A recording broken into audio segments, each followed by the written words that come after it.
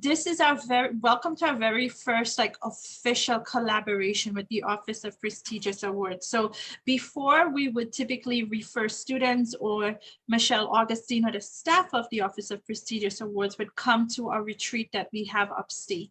And it's kind of an understanding that after our students do leadership or they get involved in clubs or student government, that they would then it's a natural step to then go ahead and apply for awards. But now we just made that pipeline more solid. And because of what we see people are asking for on fellowships, on scholarships, I've had the privilege of sitting on a lot of those selection committees, and people are looking for leadership and engagement and sustained leadership and engagement. And so this is the reason we made this kind of official, and we really want to see, we have seen a lot of our students get fellowships and it's life-changing. And so we want to see this for every single one of our students. Michelle Augustine, who's the director, is not actually here, but she was a Lehman student and her life was changed by getting prestigious awards, and she became a lawyer, and pretty much a very big success story. And so we want that for every Lehman student. And we have the amazing Sandra Cortez here, who is working, she coordinates a lot of student success programs, and she'll tell you a little bit more about it. And this is really, if I understand Sandra correctly, it's really an open house, so it's Q&A and you can get your questions answered. So I'll mute my microphone now. Let me intercede just before Sandra. I just wanted to add to what Suzette said. I think we've been referring students to OPA for a while now, but I think the idea is that you become aware that your experiences as student leaders in either the pantry or student government or clubs has value. And if you are not forming a portfolio of your experiences, if you are not recording these experiences, it's going to be more difficult to put that into a resume or show that you are doing something extra in college. And so what I think we want to do is be intentional and make you aware that you have to be recording and doing, of course, these extracurricular activities, because it will benefit you in the end. And now I will hand it over to Sandra, who will speak more about, how, I guess, your experience is valuable and the opportunities that OPA offers. Right, and I also just want to mention that Sally Cabrera just joined us. So she's also one of the OPA staff members, and she's a recent Lehman College graduate as well. So she'll be able to tell you a little bit more about some of the awards that she applied for and some of the really great things that she has done during her time at Lehman. But I just really want to add on to what Suzette and David said, in that your experience as student leaders, as club representatives, as volunteers, is something that is really valuable, especially for a lot of different types of awards. That's exactly what they're looking for, right? So I always tell students on my end, like, you might be able to have that 4.0, right? Which is really awesome and shows that you're a hard worker for sure in the academics area. But if you don't have those other experiences that are lining up, right, it's going to be really difficult for you later on when you're applying for graduate school, when you're applying for these types of awards. So I think that you're all in a really good space where you can really utilize the experiences that you've gained and build on that. And a lot of times students, they might hear about awards. They know that there's stuff out there where they're like, oh, wow, like it seems like people are winning, $20,000 to do study abroad, which is something Sally will actually talk to you about. But they'll think to themselves, this is not something that I can do, right? Or maybe this is not something like I have the experiences for. But in reality, you do. And that's what the Office of Prestigious Awards is here to support and here to encourage and here to inform you about. The fact that we have Lehman College students every single semester, every single year, who are winning these really great prestigious awards and are really going on and doing really great things in their lives, right? So we're here to be able to talk to you about graduate school awards, awards that can fund travel internationally, awards that are specifically about leadership. And they're going to really open up major doors for you, right? And major opportunities. So I can sort of hand it over to Sally, but if you do have any questions right now that you just want to begin with, definitely do. But I think Sally can just tell you a little bit about her experience as an actual Lehman student, how she started in like her first award and how she's gone from there.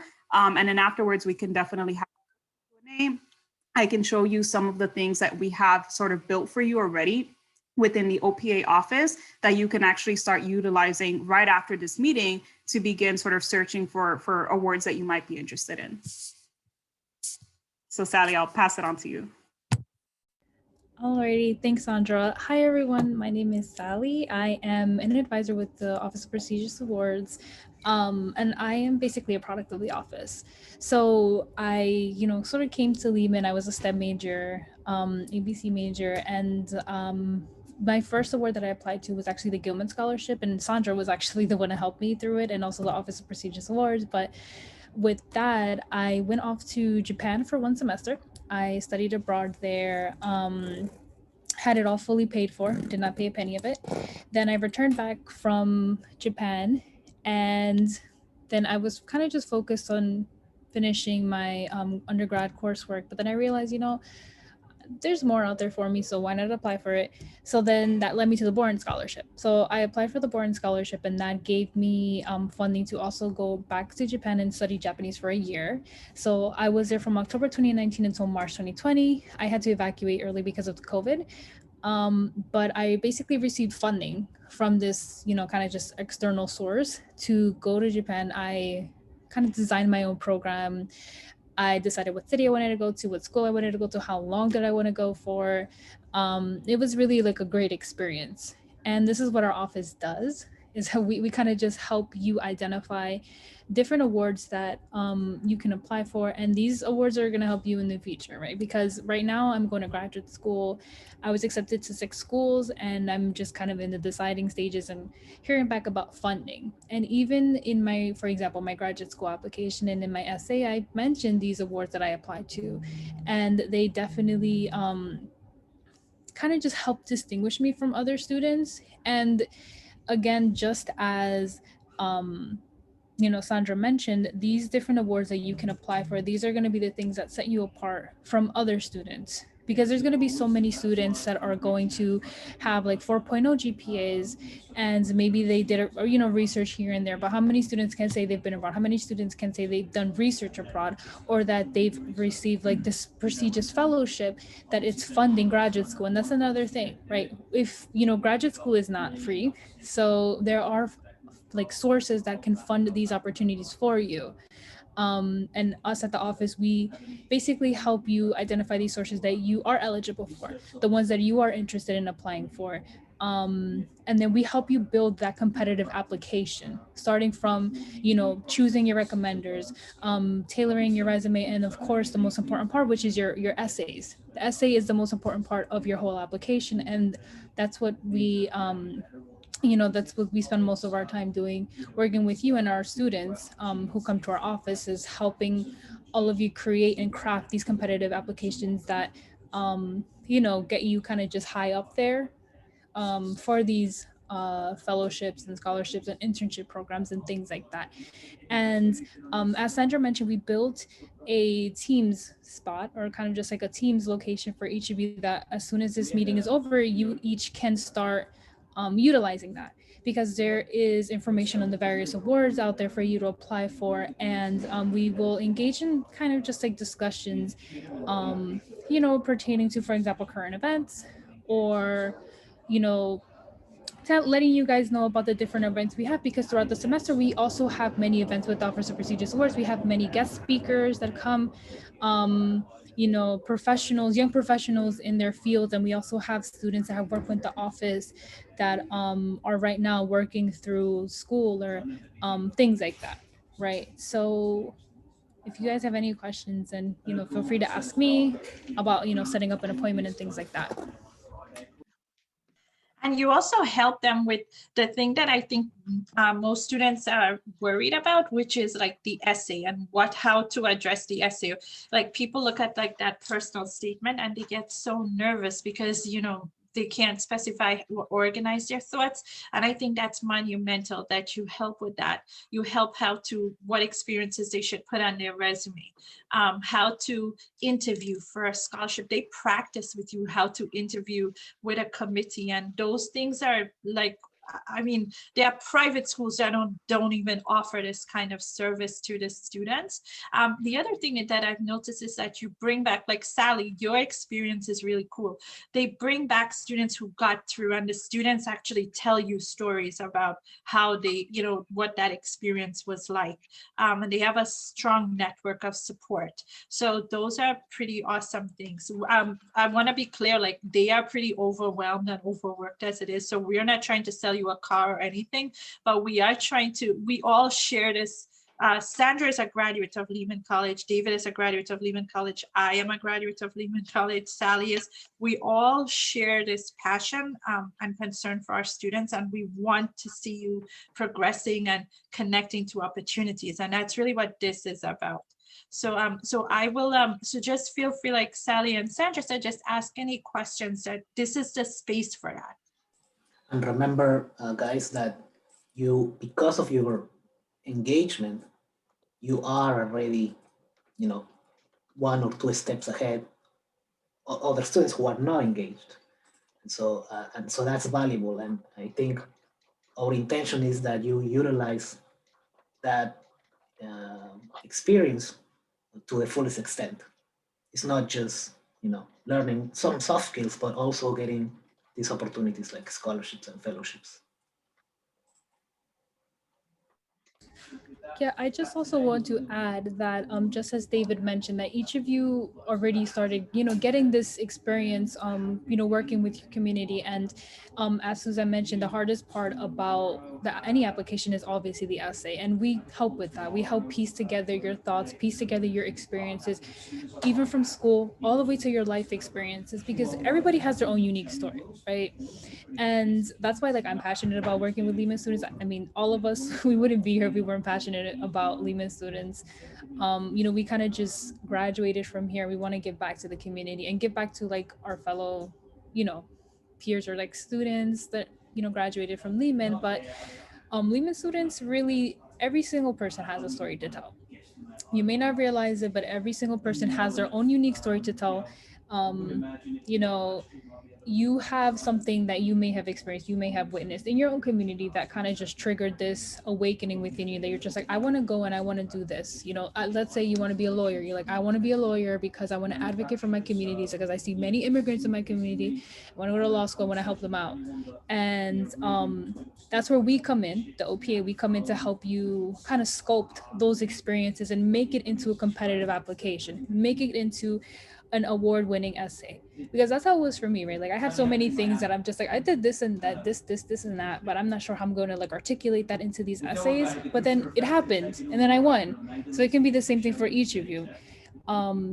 So that's what we're here. We're here to offer that support to you, to kind of just put like that experience with working with leadership, working with campus life, working with Lehman, all those experiences, and making it exponentially grow. By then, from there, moving on to the next thing that leads you to the next thing that leads you to the next thing that leads you to this moment in your life where you're over here making this impact on communities and doing the thing that you love. Yeah, it's something that I remember Michelle actually mentioned, is that it's kind of like a ladder, and that very, very small steps, but each of them, lead you to bigger things. And, definitely, I think one of the questions that some of you might have, and you might not consider your experiences valuable. Say, for instance, this is more a question for you, Sandra and Sally. I think, those who award these monies, I'm assuming that they have preferences for certain kinds of experiences. And so if some of the students here would like to build that portfolio, or I'm assuming that you have some suggestions on how to do that while being at Lehman, what would those be, or what would you recommend for students who might think they don't have anything else, or would like to improve, let's say, their portfolio of experiences? Right, so I can answer that.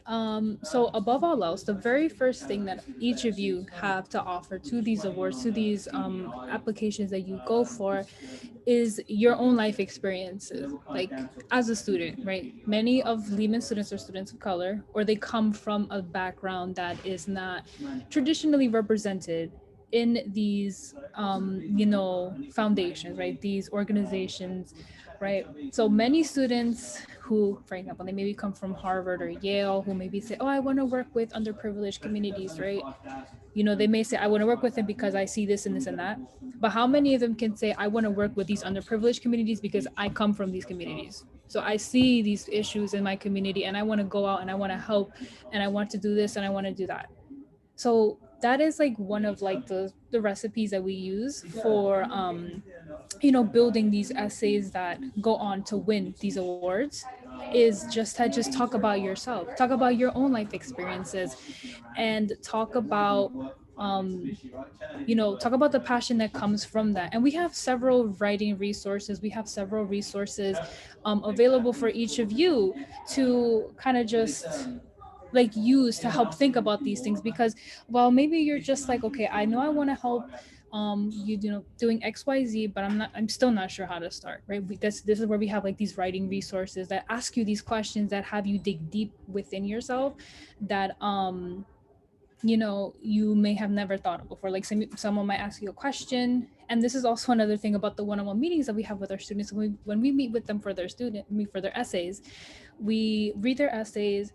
And then, for example, I might read something and I'm just like, okay, so you write here in this paragraph, you write about, you want to be a doctor because you want to help people, but there has to be something much deeper than that. What happened in your life that made you realize that there's like underrepresentation in the medical field? And maybe they'll be like, oh, when I was little, my grandmother was always in and out of the hospital because she was blind, and the only doctors that were available were like, from one specific background, but there was nobody who could speak my grandmother's language, and I had to always be there to translate. And I'm like, okay, so that's your story, and that's a beautiful story to tell in your essays.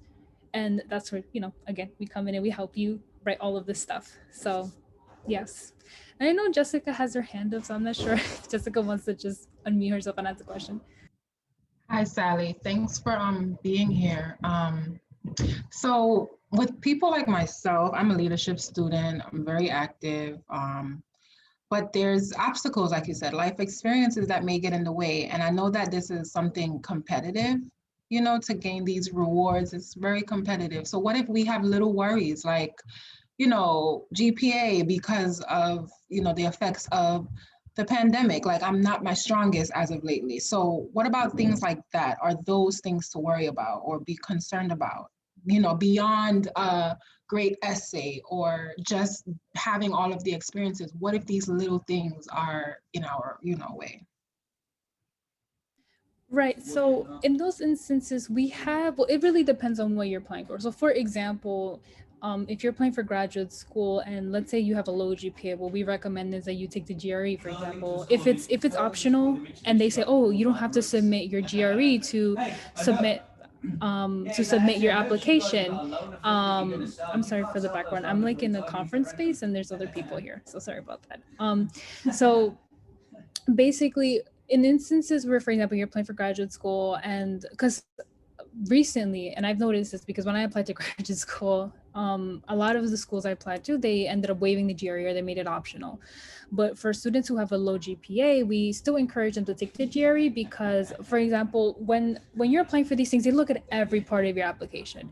They don't just look at one part, right? If they're asking for standardized test scores and it's pretty low, they don't just look at that part. They look at all parts. So recommendation letters is a really big one. Resume, maybe they might ask for a writing sample, your essay, they ask for all these stuff. And that's where we work with you individually to help you kind of like, if you have a specific concern, if you're just like, I don't have any letters of recommendation. That we have one student who he applied for like study abroad opportunities, and he's kind of just worried about, like, he wants to apply for things in the future, but he's just like, I don't have any letters of recommendation. And then we're just like, okay, so you're a junior right now, so there is still time for you to build those relationships with your professors, so that in the future, when you apply for these different opportunities, graduate school, whatever it may be, you have somebody to kind of just call upon when the time comes. So everyone has like specific worries, but we help you with everything to help build your applications, right? And help build these competitive applications for you once you submit it. And it's not impossible. And we have this a lot in the office, where a lot of students are kind of like, they have like this imposter syndrome episode where they're just like, oh, I don't think I'm good enough because this seems like too much out of my reach. There's no such thing as anything that's out of your reach, believe me. Because if that was the case, if I had that mindset, I would have never applied for Bourne, and I would have never become Lehman's first winner for the Bourne scholarship. Awesome. So each of you, you have the potential, and you guys already have something to talk about, because each of you have worked with David and Suzette, so you have something to kind of just build upon in your essays and build upon in your applications. But it's just a matter of taking that and expanding it into something that, when these selection committees are reviewing your application, they're just like, okay, this student is a contender. We're gonna really look into this student more, because they fulfill all these things. We look at everything. We look at when we are writing your essay, we're like, okay, we're looking at, what does this specific organization or this fellowship or scholarship, what are they looking for in a student? If they're looking for someone who is, has high leadership skills, then we'll talk about, okay, you were in a leadership program, you did this community work, let's talk more about this in your essay, because you have these experiences. And then also maybe you have this life experience about, maybe living in the Bronx, coming from this community, and then talking about how you want, or you wish to be the change that you see in your community, right? So we discuss all aspects, all corners of, your application, everything from the top to the bottom to the middle, everything. So you don't have to worry too much about that. But just the most important thing is that you try, you do it, and you submit it. Thank you for that information. How about other folks? What are you thinking of applying for? Is it grad school or fellowships? What are some things questions you may have?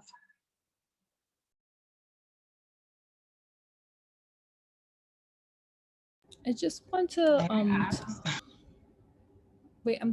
someone asked, sorry. I just wanted to say, like, Charlotte mentioned, yeah, she talked about like, what if you have so many like experiences, and when it's that case, we look at all your experiences and we narrow it down, and we think about which one specifically will address the question. Because another thing is that each essay prompt is different. Some of them may ask about, why do you want to pursue this specific field? What did you witness in your community? Things like that. But then maybe other ones are asking for very specific ones. Like maybe they're asking about what is a policy in New York City that you want to change? Maybe that's one other question that they may ask. And we look at the essay prompt, and based on the essay prompt, we look at what you can possibly say. We help you with outlining, because that's the first step in the writing process, is creating an essay outline. So from there, we expand on it and we create your essay drafts all the way until the very last draft that you use to submit for these applications. And then there are some fellowships for like new immigrants too, right? Like if you're a new immigrant, there is like, I think that like there is a Fulbright or something for that, or there's a Women's Forum scholarship for women over 35 years old. Like there are some ones that are so specific. Yes, so every single application they have different eligibility, and that's why we work with you to, based on things such as age, what year are you in school, what do you want to study, do you want to go to graduate school, things like that we can help you identify the program that's best for you. right? So if, for example, you're a new immigrant, but you're under the 30 years old, you can apply for SOROS. It covers students who are undocumented, DACA students, students who like one of their parents were immigrants, all of that. And if it gives you basically up to $90,000 to graduate school. So there are different awards for, different students, but we have to look at what kind of student are you, aka how old are you, what is your year in school, what do you want to study, what major are you, other things. And then from there we'll be able to figure out what things you can apply for, when are the deadlines, and what do you need, right? Such as recommendation letters. So for example, a big one that we that would probably be more tailored for leadership students is called Truman. So the Truman Scholarship funds, it funds graduate school, and they're specific, right? So they want juniors. I don't think they have an age limit. So they want juniors. You have to apply during your junior year so that when you're a senior, you go off to your graduate program and they pay for it. But they're looking specifically for leaders in their community, which is why, I see this scholarship and I'm like, leadership program at Lehman, definitely that's for those students. Because when you apply, they want to see the different work that you've done in the community. So if you've worked heavily with the school community, or maybe you volunteered every Thanksgiving or something, or every weekend at the local soup kitchen or something, that's community work that you can put in the Truman application that will, again, help you apply for Truman when the application closes, which is usually around January. So that application pretty much closed, but for students who are going to be juniors, that is one that we highly recommend. I see some questions in the chat here. Do you want me to read them? Yes, please. Okay, so one says, I am an older student and have noticed that many scholarship requirements are not targeted to me. I'm 60 years old on my way to my bachelor's and my master's. Okay, so if that student is a US citizen, they can apply for Fulbright. So Fulbright, they not only do they offer ETA, so like teaching English in other countries, but they also offer for you to do research abroad, and they also offer to pay for master's degrees abroad as well. We've had several students apply for those master's degrees abroad, and again, it's fully funded by the Fulbright program.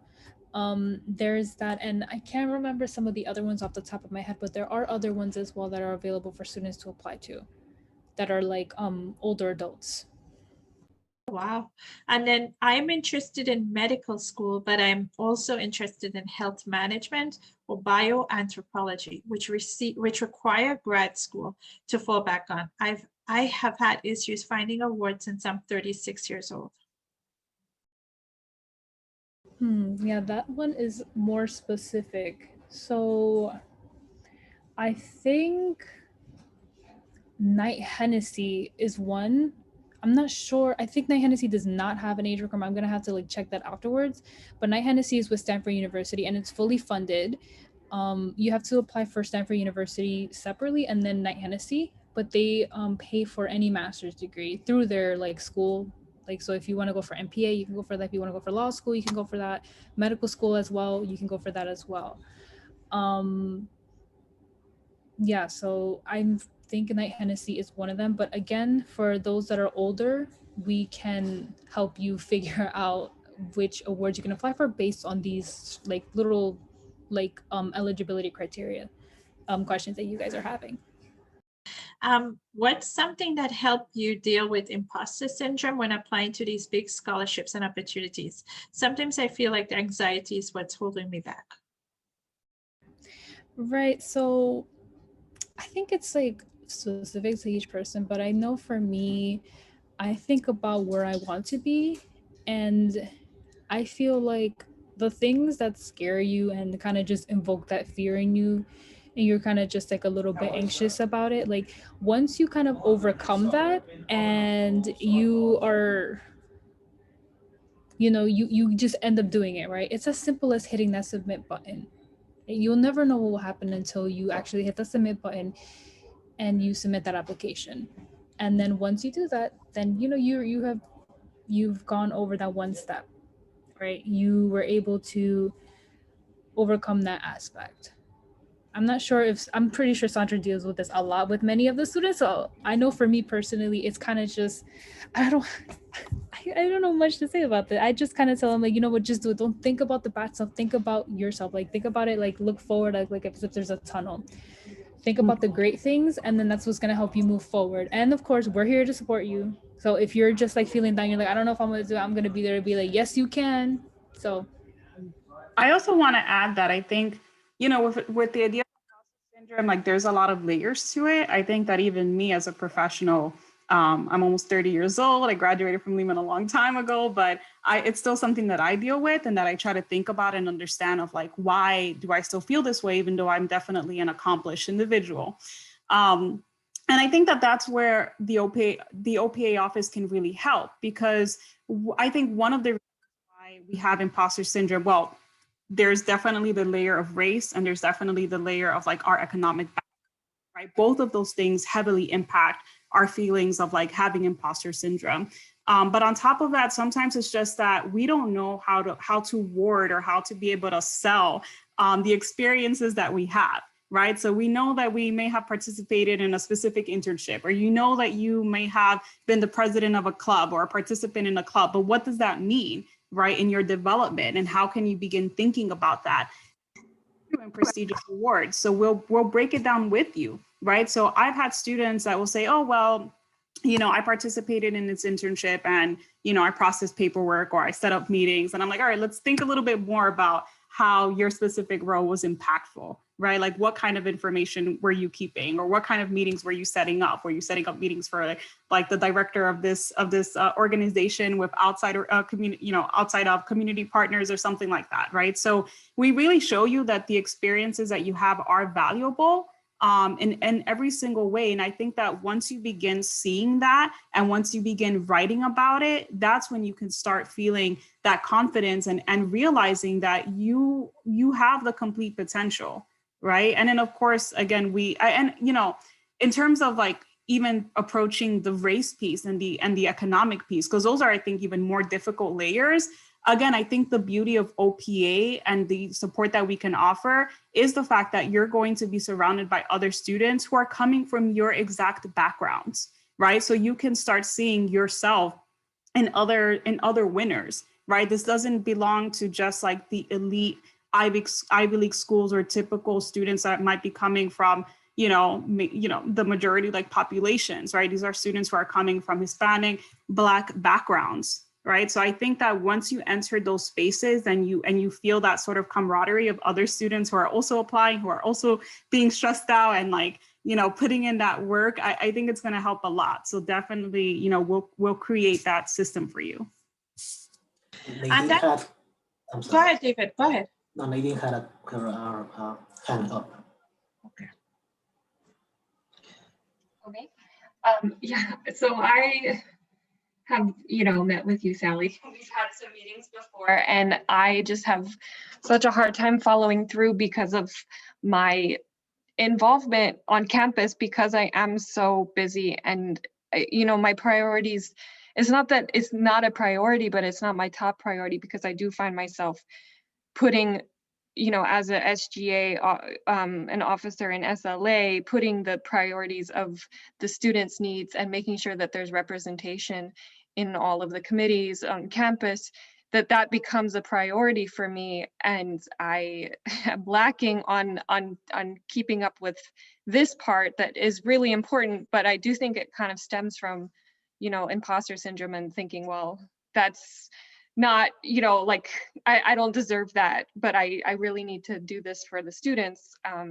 But I guess my question is just like, how do I compartmentalize, or like, how do you, when you're just so busy with everything and classes and full-time and working, like, how do you prioritize something that is about your own betterment? It's because it's so like this, working on applying for a scholarship or, a program it's solely about me, right? So like, how do I find the time to like focus on me when I'm focused on a lot of other people?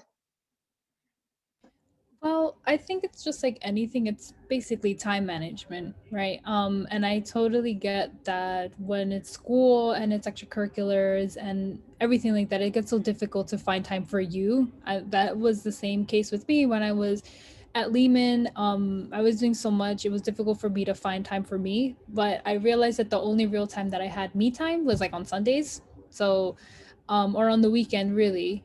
And that was the time that I dedicated to myself, relaxing.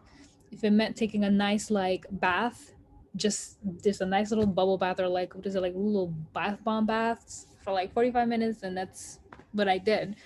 um and of course we're flexible with you too. So if there needs to be rescheduling, then you let your advisor know, and we're there to kind of just um meet with you whenever. And I've had many instances where students think like, oh, I haven't done my essay, or I haven't worked on my essay to show you a new draft, so I don't think I should go to the meeting. Or like, no, still come to the meeting because we understand you're overwhelmed, so we'll still like help you.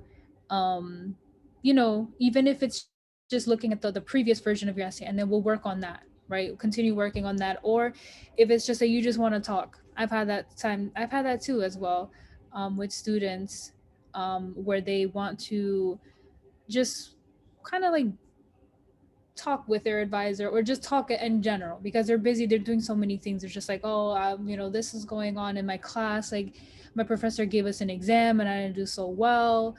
um and then we're kind of just there to support you and uplift you as well, because while we are helping you with your essays and stuff, we're also there to support you emotionally as well, like if need be.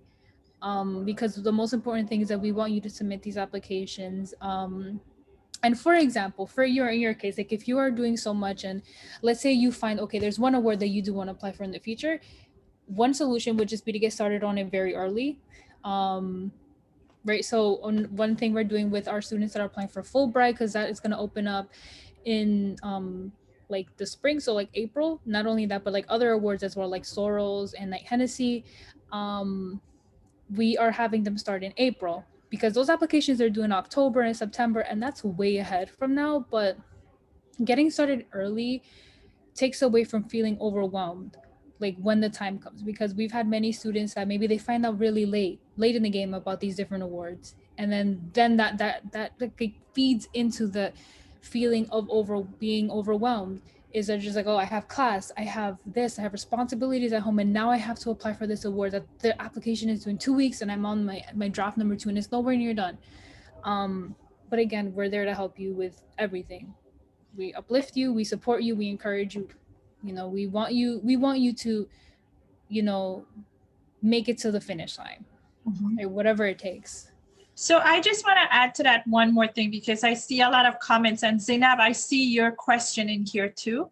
The thing about this is like, we can't get in our heads too much with some of this stuff, because if you want to wait till you feel something, you will never feel it, right? So that's actually what you're all saying in the chat is the reason we formed this and formalize this, is just so that we can create a circle of mentorship around you, that we will push you to do it. So it's kind of ironic, because what you're saying is the point of us making this. We were doing it very loosely before, just saying we think you should go, but because of the reasons, people self-doubt or not having time or not prioritizing, that's the reasons we are formalizing this. If you think of your own classes, you would never read those like 4 literature books in one semester if it was up to you. But because academic credit is tied to that, that's the reason you put yourself in that kind of structure that you will push through and do it.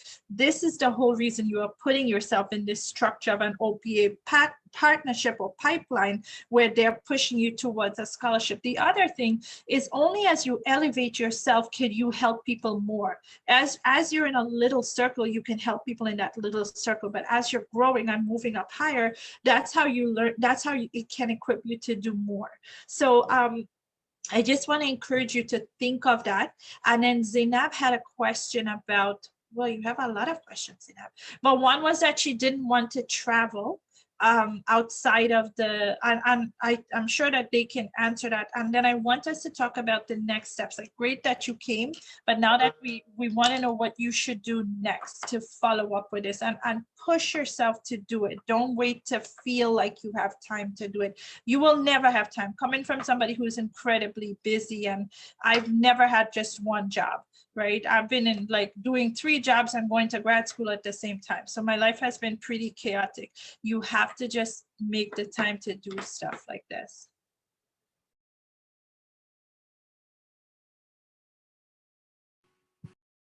I just want to add in quickly because I know Jessica is asking for specific deadlines for upper seniors. So I'm going to send a kind of document that we had from last year. We have to update it, but just so each of you know the names of these big awards that are coming.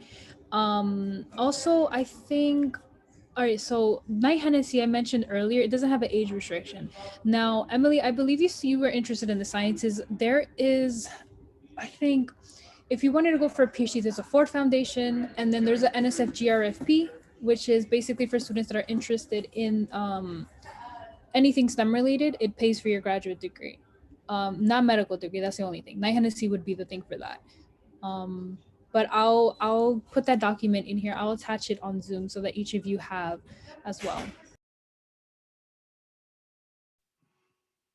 Yeah, and we'll have more time to go over, again, like very specific scholarships or fellowships that exist that meet your needs. And since Suzette mentioned like what are the next steps, I actually just wanted to quickly show you something that we've created on Teams. So I don't know how many of you have been using Teams. It really just depends on whether your professors are using it or if you're using it within your like school club organizations. But Teams is like one of basically the platforms that comes through Outlook, right? So it's something you can access with your student email. And within the Office of Prestigious Awards, we basically create different groups within Teams for students, right? So for example, today, all of the students who are attending here will be able to add you into the Leadership and Scholars group that we created. So within that group, you're going to be able to see award information. We have sort of like little assignments set up for you where you would be able to submit some things where we can assist you more with applications. And I know, for example, like Charlotte here is saying like Teams ? And David raised that concern earlier too, where maybe some students aren't using Teams and you might need help accessing it. We can definitely meet with you and sort of show you how to utilize that. But if I can, I'll just share my screen for a moment, and then maybe Sally, you can say a little bit, because I know you've been using Teams for this kind of stuff longer than I have. But pretty much this is what Teams looks like. So it's an area where you can chat in here. You can have a bunch of different groups. So just so I can show you for a moment, these are all of the groups I belong to. And if I scroll down, we created one that again is for leadership and service scholars. So if we click on that, you can basically see some of the sort of little assignments that we've created. And these are some of the things that we would ask from you when you're actually beginning to work on some of your awards. On here, you can actually see different awards that are available as well. So if I click on files, there's a folder called Fellowship Scholarships, and you can actually begin seeing sort of everything that we have, and it's going to continue to be updated as well, right? So we have information like for all majors, STEM, graduate awards, citizenships and nationality, language and study abroad, students with special accommodations. So we have a lot on here. And yeah, it's something that's pretty easy to use. I mean, you'll probably have to get used to it for like the first 10 minutes or so, but on here, this is your group, right? This is a community that we're going to be able to form, and everyone is going to be able to talk on here, to be able to see like each other's work. So Sally, is there anything else you wanted to add up, onto this? Yeah, so we will, not only are the assignments there, which again, they serve as resources for you, but we want you to also meet with us one-on-one. So I mentioned earlier that we would have you would meet with an advisor from our office one-on-one, and then we would kind of just learn a little bit more about you, learn about the different things that you can qualify for, think about like kind of brainstorm. What can you apply for? So let's say you're a sophomore and you're just like, I want to do STEM related research, and then in the future I want to get my doctorate. Then we would say like, okay, so you're a sophomore. Next year we're gonna have you apply for RAUs, and then the following year we're gonna help you apply for Fulbright because you want to do research in Poland or something, and then we'll have you apply for Ford Foundation because you want to get your PhD, and then NSF GRFP, and we'll help you with graduate programs, and we help you create that timeline. For you, and those one-on-one meetings. And we also have events, like I mentioned like a little bit earlier, so we'll upload the flyers and the RSVP links for those events. We have some events happening. We have an event every week, so we have one on Wednesday and Thursday, and then sometimes we have game nights. So if you are interested in kind of just, it's just an hour if you wanted to just like de-stress a little bit. Leah's the one who hosted. Leah's very bubbly and she's really funny, so each of you will have like a great time with her in there. We have those events as well. So, and I think Professor Augustine also wanted me to upload like news articles and stuff on there, because I read the news every day. I don't know about you guys, but I read the news every day. I feel like I've officially turned into an adult at this point because I actually read the news every day. So, but I know some people don't. So, you know, like the other day I read that there's Gen Z and now there's something new called the Gen C because of COVID. So I'm just like, well, that's interesting. So I read that article, but yeah. So yeah, and as Sandra mentioned, we can add you with your email. All we really need actually is like your first name, last name, and then the last 2 digits of your Emplet ID, because that's how we have to add that. I don't know why CUNY did that, because now it just confuses everybody because there's just their student email and then yeah, but that's how we add you to the Teams group. And then of course, if you wanted to start a conversation thread, you know, and you're just like, everyone send a picture of your dog or your cat, and you know, everyone just sends that picture in there, then we do that too. So yeah.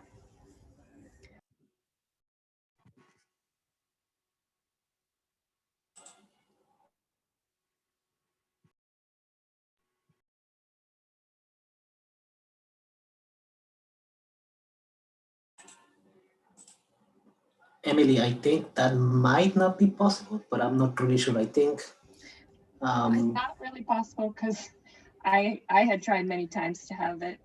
So unfortunately, like our SGA work is over on our LC email, and we have to switch back and forth to access the OPA. Yeah, I think if we do add you with your LC, you'll be added as a guest into the account, but then there's something weird about if you get added as a guest into an account, like you don't have like the full features of Teams because you're not logged into like your like at login.cuny.edu email. But if it really is an issue, we can do that.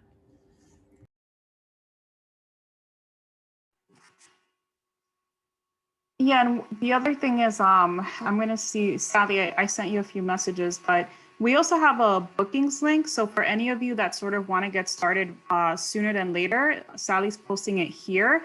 You can actually start booking just like an intake appointment with one of our interns or one of our staff members. So if you book an intake appointment, they'll sort of be able to begin reviewing all of the scholarship information that you will see on that Teams page.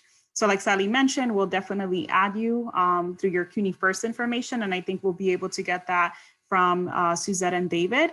But if anything, you can definitely, you know, list it in the chat. But David, I think we should be able to get it, right? I have yeah, everyone's information here. And if I don't have it because you joined without RSVP, I can also get, you know, your information. So that's not a problem. Yes. Okay, awesome. Yeah, so we'll be able to add you. And once we do, I mean, we can also follow up with an email just to make sure that you understand everything. And if you wanted to specifically meet Sally just to sort of walk you through the teams, and then, you know, there's still sort of other processes that you'll have to do with the bookings appointment, but we'll be here to support you along the way. So Sally, I have sorry, not Sally. Well, either one, I'm sorry. So I'm just clicking the files right now because like I sent you a message and I'm just like ready because I have been one of those who have been busy and worried about other things in life. And this is my life. Lehman College has been a big change in my life. So I have no room to play around anymore. And sitting here at this moment, I'm like yelling at my kids in the background, but this is a reason why I want better. It's very emotional for me, so I take it very serious. I've had people in my corner like David and Suzette who has been great mentors to me. So, you know, I do want to move forward. So I'm clicking stuff and I'm like ready to make appointments for 9 a.m. tomorrow for the intake. I'm so ready because I've been questioning this myself. Like it's been in my dreams. Like, I don't know if it's anxiety, but it has been knocking on my brain like, look, girl, you need to go. So you will be hearing from me. But I'm clicking the link, the Outlook link, and I guess you have to make the appointments one by one, I guess. Like there's an intake part and then there's something else there. Yes, so right now you can just focus on like the intake because the intake basically is for you to meet one-on-one with the Okay. advisor, and what you'll do is basically talk about yourself, what are like your aspirations for the future, whether it's that you want to go to law school or medical school, whatever the case may be, and based off of that, the advisor will be able to kind of just help you look through our Blackboard site, right? Or also the information will also be in our Teams group as well, but if you prefer to have that also on Blackboard, you can enroll with us on there. We send announcements through there. It is, you know, we do encourage you to also enroll with us on Blackboard, because while we do upload what is it, like awards on there, like new awards that we find out about, we also put announcements out there. So if there is like an exclusive event through this other organization happening, we'll blast that email. We also let everyone know about upcoming events happening for the week in the RSVP links, and other things like that. So all that information can be on there. We have been told that it's a little bit like overwhelming, our site, because there's so much there, right? But because everything is broken off into, for example, year or citizenship and nationality. So like if you are a DACA student and you can only apply to like a certain like pool of things, then you would look in that folder, and things like that. So the advisor will go over Blackboard, different awards that you can apply to based off of like what they heard about you, right? So if you're interested in XYZ, they're like, okay, here is these things you can apply for. And then here, okay, when is the application open? Oh, look, applications open up in April. So let's start preparing right now. Let's start thinking about who can you ask for letters of recommendation, because application here says you need 3 letters of recommendation. And you know, other things like that. But the start of it all is intake, basically. Okay. Yeah. And the other thing is, just to also say, when you get added into our Teams group, right? So when I've spoken to our director, we will have very specific people working with the leadership group, because we want to make sure that you feel like you're very much supported. So I'm going to be one of the people who you'll be meeting with at least monthly, if you want it that way. And I think we have 2 others who are also going to be part of this group. So we'll have sort of like those continued meetings. And I'm so excited to be back on campus. Yeah, I think that, you know, and somebody asked about the Blackboard piece, how do we register on Blackboard? So I think, I don't know, it might be complicated. I know Sally has the information. It's, you basically register yourself, but I think we can send that information out in a nice email. So after this event, we can get all of your emails from David and Suzette, and we'll sort of send a follow-up email with instructions that will link you directly to the Blackboard. We'll say what you have to put in. So it should be pretty simple to follow. And then we'll start setting up appointments. You can do the intake appointment through the booking system, but in case you do have any issues, or if you want to speak to one of us specifically, then that's something that, you know, we're definitely here for you. And I'm really happy that all of you are here today. You know, Jessica, with you mentioning the fact that you want to focus on yourself, you want to make sure you're applying for these awards. You know, and you have a lot going on. And I, you know, when I was listening to Nadine earlier as well, like, I get it. Like, I get feeling like there's too much going on in your life. I'm in graduate school right now. I work full time. I'm also part of the higher education club at Baruch. So we host like really large events for the campus. And there are points where I'm like, I can't do any of this, along with applying for other things that I'm working on. And I had to set time aside. Like I literally had to say, okay, I know that I hate doing anything after I get out of work.